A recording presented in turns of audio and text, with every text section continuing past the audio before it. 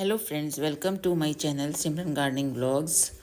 आप जैसा कि ये देख रहे हैं कि मैं ये एग शेल्स को कूट रही हूँ। ये क्यों कूट रही हूँ? कुछ जो एग शेल्स हैं ये मैंने ड्राई कर लिए थे। जो अगर आप लोग एग खाते हैं तो एग के जो छिलके हैं उनको फेंको नहीं, उनको ड्राई कर लो। मतलब एक जैसे ये वाला डिब्बा है उसी में रखी जाओ और 2-3 दिन बाद वो ड्राई हो जाएंगे। और जब वो ड्राई हो जाएं तो उनको अच्छी तरह से क्रश कर लो। अब क्रश ये आप ग्राइंडर में भी कर सकते हैं या हाथ से भी कर सकते हैं। तो मैंने हाथ से इसको प्रेशर दे के क्रश किया, क्योंकि मुझे यही मेथड अच्छा लगता है। मैं ग्राइंडर में भी करती हूँ। पहले मैंने एक वीडियो आपके साथ शेयर किया है। आपने बोन मील का नाम तो सुना होगा, जो फर्टिलाइज़र, जो कैल्शियम रिच फर्टिलाइज़र होता है। तो ये बोन मील को मुकाबला देता है।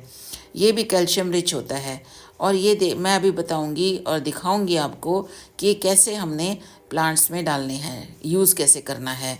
जब इसको हम क्रश कर लेंगे अच्छी तरह, उसके बाद हम इनको प्लांट्स में किस तरीके से डालेंगे। और मेनली मैं इनको रोज़ प्लांट्स के लिए यूज़ करती हूँ, क्योंकि अब फ्लावरिंग का मौसम आ रहा है रोज़ प्लांट्स का, और वो डोरमेंसी से बाहर निकल रहे हैं। मैंने अपने रोज़ प्लांट्स की प्रूनिंग कर दी थी और कुछ रोज़ प्लांट्स में छोटे छोटे लीव्स आने शुरू हो गए हैं, लेकिन इनकी अभी इतनी ताकत नहीं आई है।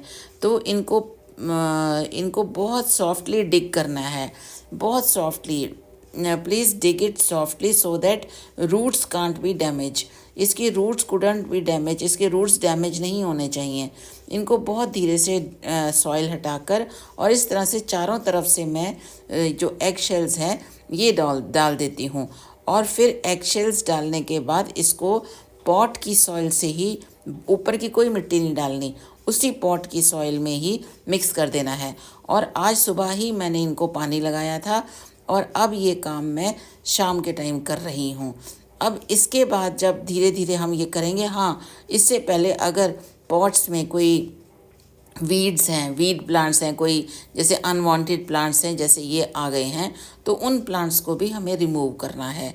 और ये काम धीरे धीरे करना है, जिससे कि इसके रूट्स डिस्ट्रॉय ना हो। मैं बार बार कह रही हूँ, don't destroy the roots of plants. So don't destroy the roots of plants.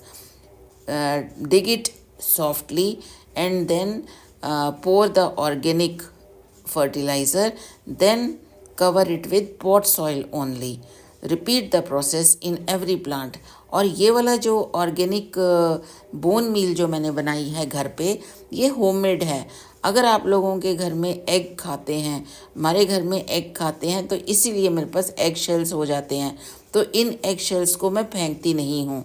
In egg shells को इसी तरीके से मैं सुखाती हूँ और इनको क्रश करके खासकर रोज़ प्लांट्स में डालती हूँ। इनको किसी भी प्लांट में डाल सकते हैं। ये देखिए कितने छोटे छोटे लीव्स आने शुरू हो गए हैं। तो इनको ताकत चाहिए, इनकी जड़ों को ताकत चाहिए, और जिससे कि ये फ्लावरिंग कर सकें। पहले इनकी लीव्स आएंगी, बड्स आएंगी, तभी फ्लावर्स आएंगे। तो इनके लिए ज़रूरी है कि इनको कैल्शियम रिच होममेड, और मैंने ऑर्गेनिक जो फर्टिलाइज़र बनाया है वो दिया जाए। कुछ मैंने 1-2 स्टिक्स मुझे पार्क में से माली भैया ने भी दी थी, तो वो 2-3 स्टिक्स मैंने लगाई तो हैं। तो देखो, अगर उनमें कुछ अगर ब्रांचेस फूटती हैं या कुछ लीव्स निकलते हैं तो देखते हैं। तो मैंने इन्हीं गमलों में साथ में ही लगा दी हैं। तो इसके लिए तो इनको और भी इनको खाद चाहिए, मतलब और भी इनको ताकत चाहिए।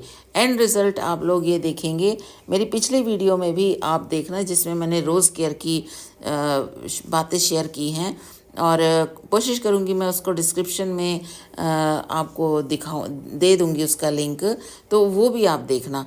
तो इस तरीके से हर रोज़ प्लांट में मैंने ये धीरे धीरे एग शेल्स का जो क्रश किया है, मैंने पाउडर टाइप बनाया है, वो पहले मिट्टी हटाई, धीरे से हटानी, बहुत ज़ोर से नहीं खोदना इसको, धीरे से मिट्टी हटानी है। फिर उसी पॉट सॉइल से ही उसको हमने कवर कर देना है। और हाँ, इसके बाद इसकी वाटरिंग नहीं करनी है। अगर आपको लग रहे हैं कि ये सूखे हैं तो वाटरिंग एक दिन पहले भी कर सकते हैं या मॉर्निंग में कर दें, और शाम को हम ये ऑर्गेनिक फर्टिलाइज़र बोन मील जो है हम इनको दे सकते हैं। और इसके लिए ये ज़रूरी नहीं है कि हम सिर्फ रोज़ प्लांट में देंगे, हम मनी प्लांट में भी दे सकते हैं।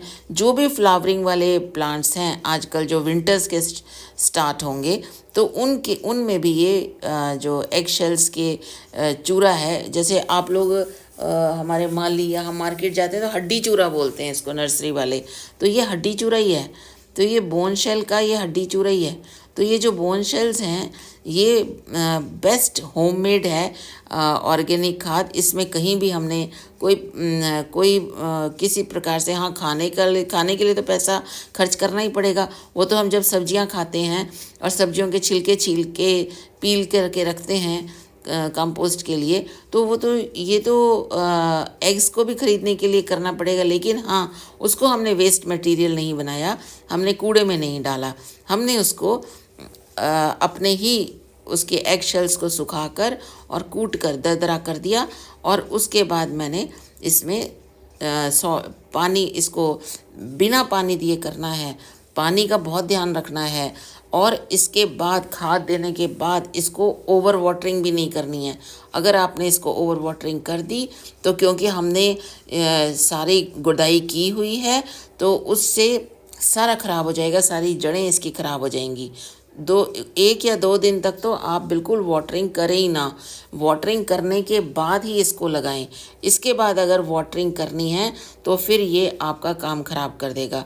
लास्ट ईयर भी मैंने ऐसे ही किया था और आप वीडियो देख सकते हैं लास्ट ईयर के भी कि इसमें मैंने कितने फूल इससे लिए थे। इसके अलावा इसमें और कई ऑर्गेनिक खाद भी हैं, वो मैं आगे आपसे शेयर करूँगी, वो हम कर सकते हैं। तो जो आप लोग एंड तक बने रहेंगे प्लीज़ मेरे वीडियो को लाइक कीजिए, शेयर कीजिए, और जो कोई नए हैं मेरे चैनल के लिए वो मेरे चैनल को सब्सक्राइब करें। तो ये बेस्ट ऑर्गेनिक हमारे पास ये बोन मील है। कुछ अगर बच भी जाती है तो उसको फेंकने की ज़रूरत नहीं है, वो फिर और जो दूसरे प्लांट्स आपके गार्डन में हैं उनमें सेम इसी प्रोसेस के साथ रिपीट करें। तो मेरे कुछ युगांडा के फ्रेंड्स भी हैं, उन्होंने मेरे से रिक्वेस्ट की कि सब टाइटल दे दिया जाए, तो आई मेड सब titles for my Uganda friends. So thank you for watching and I hope that you will